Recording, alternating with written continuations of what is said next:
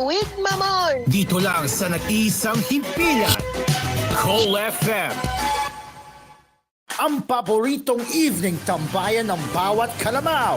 Napapakinggan at napapanood pa sa radyo. Sa pagsapit ng alas 6:30 ng gabi, kami ang iyong makakasama. Ito ang Bahay Tulugan! With Master J.O. Fridays and Saturdays on Kool FM.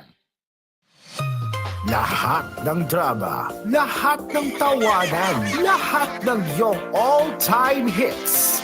Ang tanging huntahan ng Masanggamaw. Number 1 sa Mega Manila, nationwide pa. Broadcasting from TGON, TVH Group of Networks. Dito lang sa inyong iisang himpilan.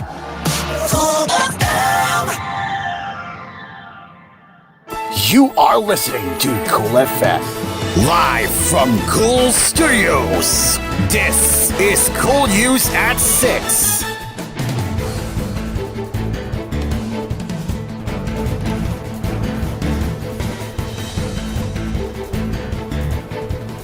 Good evening. This is koolNews at 6 and live from the renovated koolNews studios. I'm Caro and this is Ho. Let's get into the headlines for this hour.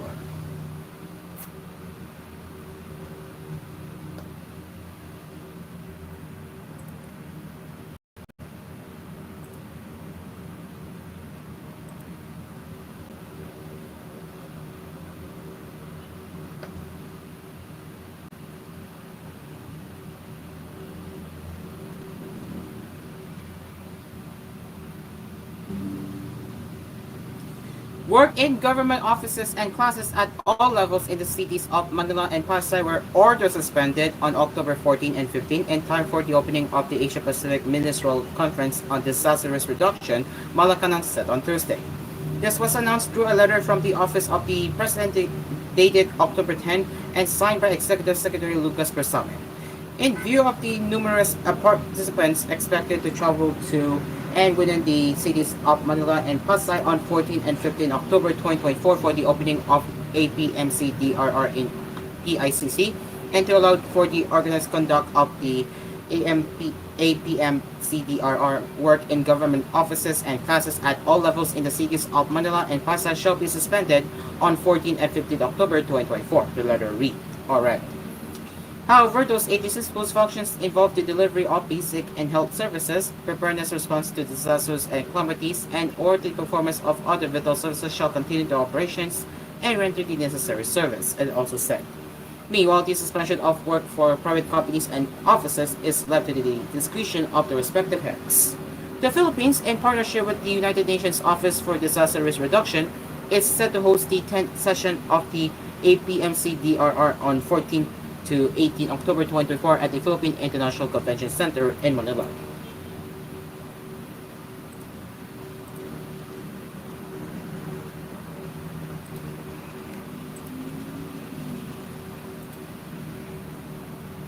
Let me just get my phone for a bit. Hold on.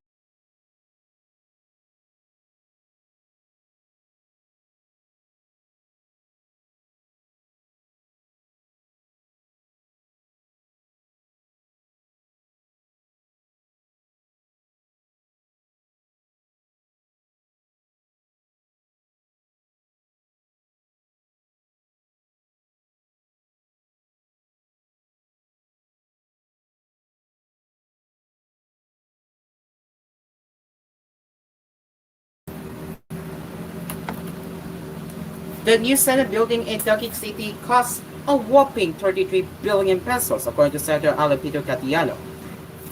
He disclosed it during a press conference on Thursday, clarifying that the 33 billion pesos includes furniture and land. If these are not included, the building alone would cost 31.6 billion pesos. The cost estimate to complete the building is based on all information we have today without any design changes, he said. The cost estimate to update the building was updated with 2024 price, and it comes with from various sources, suppliers, and consultants, he added. Catillano said his office had a hard time delving deep into the building's updated costs. He also admitted that the building's cost is unacceptable for him and for Senate President Francis Escudero. We're going to put up a new Senate coordinating committee, but we're asking the Department of Public Works and Highways to mirror what we're doing, he added. According to Catiano, they are still studying how they can lower the building's cost, explaining that it will largely be based on materials that would be used. Earlier, Catiano and former Senate Panel on Accounts Chair Nancy Binay engaged in a heated debate over the building's costs. In a public hearing, Catiano insisted that the building's cost would total a whopping 0.3 billion pesos from an initial budget of 8 billion pesos. Binay cited the DPWH data which showed that it would only reach 21 billion pesos. The barbs resulted in name-calling and accusations that Binay was providing questions to reporters to discredit her fellow senators. Days after the argument, Catiano revealed that the total project cost of the building could balloon from 25 billion pesos to 27 billion pesos considering the inflation rate. The issues surrounding the building first erupted after Escudero ordered a review of the cost after Catiano informed him about an apparent dramatic increase in the construction rate.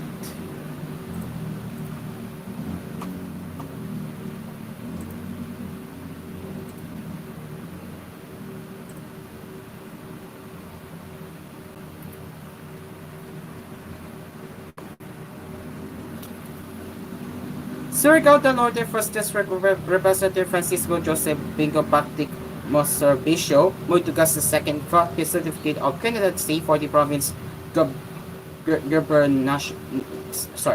gubernatorial post on October 8. Accompanying him were his family as well as key candidates of Team Patik, Lakas CMP, and TGON Surigao Party, who also filed their respective COCs. They are Attorney Lalo Matugas for representative of the 1st District of Surigao del Norte, Attorney Junjo Egay for representative of the 2nd District, Senior Board Member Bully Navarro for Vice Governor, and Engineer Nitoy Matugas for Surigao City Mayor. Prior to filing, Matugas, the provincial head of Lakas CMT party, held a special mass at the Surigao Cathedral. Afterwards, he and his provincial slate walked to the Provincial Commission on Elections office to file their COCs. More than 4,000 supporters attended the mass and joined the walk, with many joining voluntarily from various parts of the community.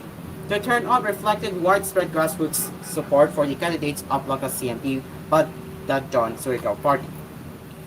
Matugas is finishing his third term as a representative of the 1st District of Surigao del Norte, more fondly known as Surigao Island.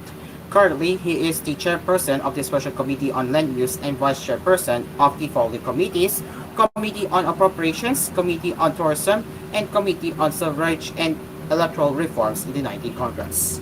Matugas is known for altering the legislation that established the first national level 2 hospital in Surigao Island, Republic Act 11500. He is also known for the enactment of the C+ law that secured national protection over Surigao Island's ecosystem and natural resources, the construction of the Aronic Katangnan Kapitunan bridges, popularly known as Afam Bridge, the completion of the Surigao International Cruise and Cargo Port, and the establishment of the Surigao del Norte State University. Beyond legislation, Matugas is very active on the ground, ensuring the needs of his constituents are met through medical and financial assistance programs, scholarship programs, and human capital development programs. In his bid for governor, Matugas shared his vision for the province. I have seen the potential of Surigao del Norte firsthand, and I know we can do more. My decision to run for governor is grounded in a deep desire to continue our work and extend our successes in Surigao to the whole province. I want to ensure that every family feels the progress we are making. Matugas highlighted his deep connection to the people of Surigao del Norte, noting that his candidacy is driven by the desire to serve and uplift the province. I am a Luman, or native na Surigao Ganon. Surigao del Norte is my home, and I am committed to giving back a batik or excellent progressive na servisyo to my home. I want to see Surigao del Norte where no one is left behind, where every Suriganon has the tools they need to strive, Matugas said as he concluded his remarks after the filing of his candidacy.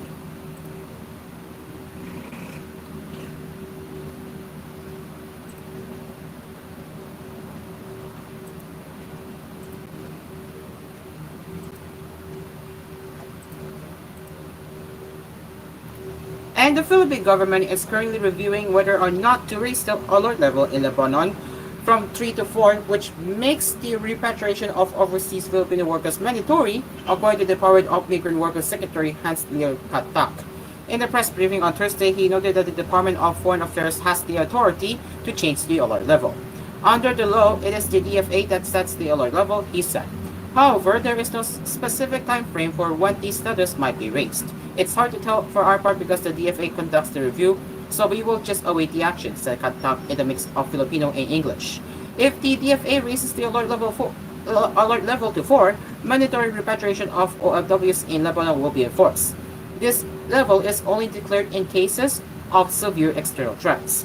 While the change in status is still under review, Katak assured the public that the government stands ready to bring back Filipinos into the country. On Wednesday, President Ferdinand Marcos Jr. ordered all government agencies to mobilize all resources to ensure that all Filipinos in Lebanon are safe. He made the order during an urgent online meeting with his cabinet members after the opening ceremony of the 44th and 45th Association of Southeast Asian Nations Summits and related summits in Laos. Katak in the briefing was asked why Marcos decided to conduct an urgent meeting regarding the status of Filipinos in the Middle Eastern country. He only said it is because of the political and security side. It is now 6:11 in the evening, and we will get into the international and the rest of the entertainment headlines when we return here on koolNews at 6.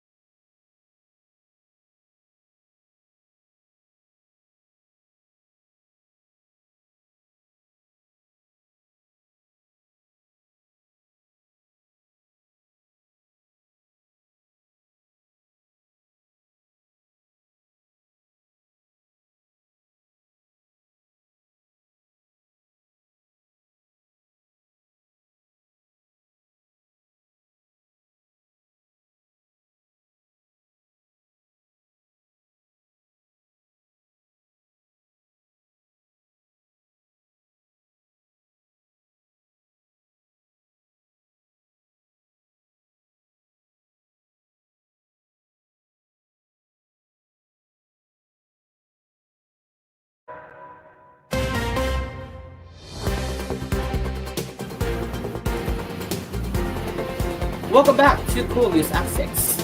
The Commission on Elections COMELEC is aiming to have a final list of candidates for the local and national government posts by December 13, as Chief Judge Erwin Garcia said on Thursday.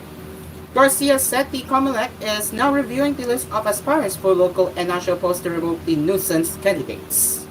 All of them, nuisance candidates, will be cleared out until the end of November, and hopefully we should have the final list before December 13th, Garcia said in a Radio TV DWPM interview.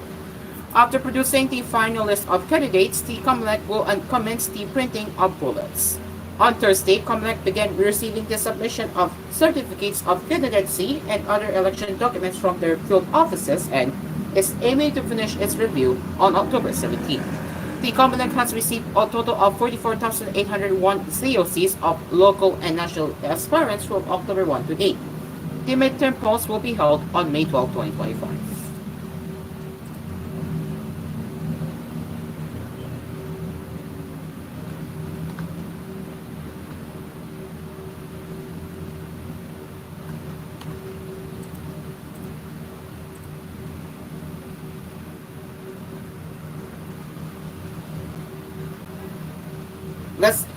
Sorry. 20 more Katiwa stores in Metro Manila and Laguna are set to open this weekend, the Department of Agriculture announced on Thursday. To be launched on Friday, the new farm-to-consumer outlets were the result of the DA's partnership with the Pantao Fisher-Folks Consumers Cooperative and SRT Alcala Multi-Purpose Cooperative, an approach to expedite the program's expansion. This partnership demonstrates the Filipino Bayanihan spirit, where the government and private sector collaborate, a tie-up that is crucial in the implementation of government programs, the Assistant Secretary Genevieve Velicaria Guerrava said in a statement.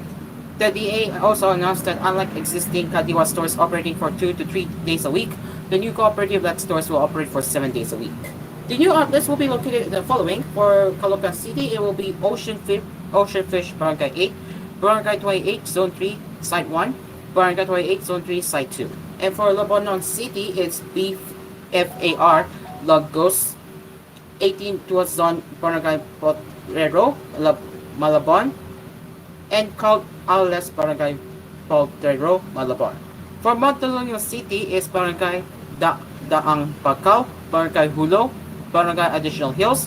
For Marikina City is BFCT Baksakan No. 1 Marcos Highway, Barangay Tanong, Fortune Barangay Hall for Barangay Fortune, Conception Uno Barangay Hall, Barangay Conception Uno, Navota City, Alas, NFPC, PFDA, and BBN, Pasig City, Lot 12, Block 4, R. Talerus Street, Marieta Romero Village, Barangay Santa Lucia, Pasig City. For Quezon City is Luyo Quezon City, number 4 Geronimo, Philland Drive, Barangay Pasong Tamo, Quezon City, Zamora Street, corner Bonifacio, Barangay Santa Lucia, Quezon City, Alley for Bulacan Street, Barangay Payatas B, Quezon City, and for Calabas City, Laguna, Barangay Canlupa.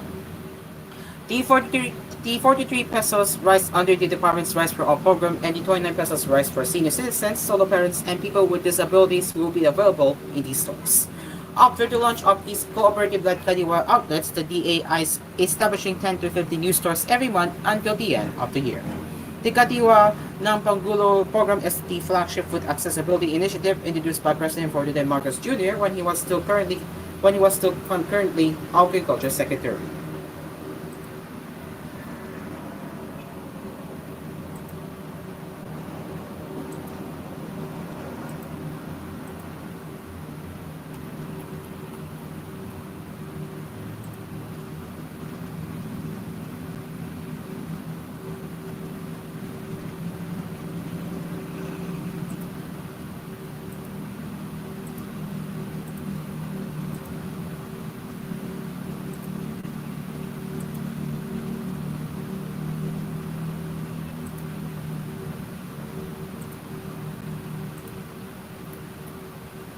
And Senator Grace Poe again pushed for her bill seeking to create a separate Bureau of Animal Welfare under the Department of Agriculture. She previously asked the DA at its Wednesday budget hearing that additional funding for animal welfare under the Bureau of Animal Industries be specific to neutering as being in the rabies and maintenance support programs while the proposed law was pending in the Senate. It's time for animal welfare to be reflected in the budget. We must put our money where our advocacy is, Post said in a statement on Tuesday. We will continue to push for our bill and for adequate animal welfare funds, but responsible ownership is also crucial because, as T said, behind every dog or cat on the street is a human to blame, she added. Senate Bill number 2458, which Poe altered, also aims to amend the 26-year-old animal welfare law with tighter standards, tougher penalties, and the creation of a blanket animal welfare task force. Last May, Poe questioned the idea of placing animal welfare under the DA's National Meat Inspection Service. And now for what it called to be an international headlines in Brazil, taking place in Brazil. Fernanda, a cleaner from Rio de Janeiro, lists off the items she sold to feed her online gambling addiction, one of millions of Brazilians caught in the betting craze that has swept the nation. I lost everything, said the 34-year-old, whose name has been changed to protect her identity. I sold my TV, my washing machine, everything in my home. 6 years after Brazil legalized online sports betting, Latin America's biggest economy is battling what Finance Minister Fernando Haddad has called a pandemic, prompting the government to tighten the screws on the sector. Brazil's central bank estimates that 24 million out of Brazil's 212 million inhabitants, roughly 1 in 9 people, bet online on sporting events or on games like Aviator, Fernanda's favorite, where players gamble on the flight of a virtual airplane. Online gambling is going to empty Brazil's fridges, warned João Pedro Nascimento, president of Brazil's securities regulator. Sports betting sites now sponsor most of Brazil's major football clubs and flood TV channels and social networks with advertisements featuring stars like Real Madrid striker Vinicius Jr. But in recent months, they have come under growing scrutiny, with experts warning of the risk to users' mental health and finance, and reports emerging of money laundering by gambling sites. In a recent bombshell report, the central bank revealed that 5 million beneficiaries of the state's Bolsa Familia allowance for poor families, 1 in 4 of all recipients had spent a total of 3 billion rates, or around $540 million on betting sites in August. Many poor people run into debt while trying to earn money with betting. We will have to regulate the sector. Otherwise, we will soon have a casino in every kitchen, President Luis Inacio Lula da Silva said in late September. Casinos and other gambling venues have been banned in Brazil since 1941. The turning point came in 2018 when sports betting was allowed on the condition it was properly regulated and that the proceedings were taxed. 6 years later, and the regulations such as a ban on underage gambling have yet to go into effect, with the measures only set to be implemented in January. Meanwhile, several hundred betting sites, most of them based abroad, operate in a sort of gambling Wild West, imposing no rules and paying no taxes. The Brazilian government recently published a list of around 200 betting sites that have been licensed to operate after agreeing to new regulations. Around 2,000 other sites will be blocked from Friday. Israel's main international ally, the United States, warned Wednesday against Gaza-like military action in Lebanon after Prime Minister Benjamin Netanyahu threatened it with destruction similar to that of the Palestinian territory.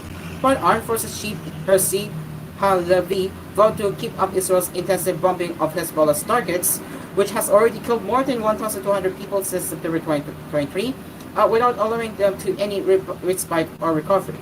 The comments came after a hotly anticipated call between Netanyahu and U.S. President Joe Biden, the first in 7 weeks, which had been expected to focus on Israel's response to last week's missile barrage by Iran.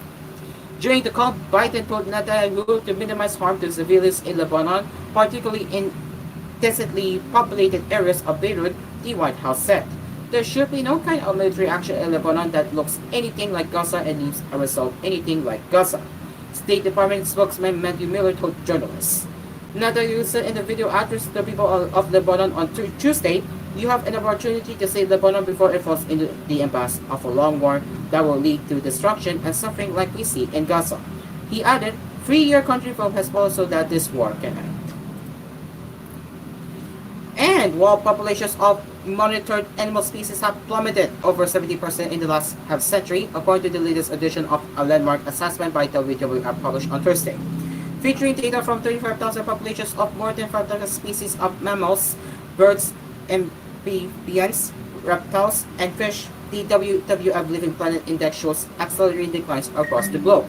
In biodiversity-rich regions such as Latin America and the Caribbean, the figure for animal population loss is as high as 95%. The report tracks trends in the abundance of a large number of species, not individual animal numbers. It found that populations under review had fallen 73% since 1970, mostly due to human pressures.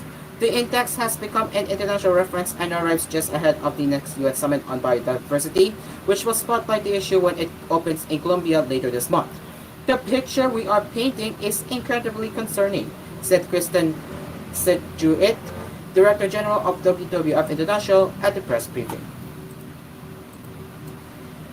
It is almost 6:30 in the evening, and that is it for koolNews at 6. We will return with another news headlines with koolNews Prime Time at 9. Until then, I'm Karu, and this is Home, and we will see you later for more news headlines with koolNews Prime Time at 9. Good evening.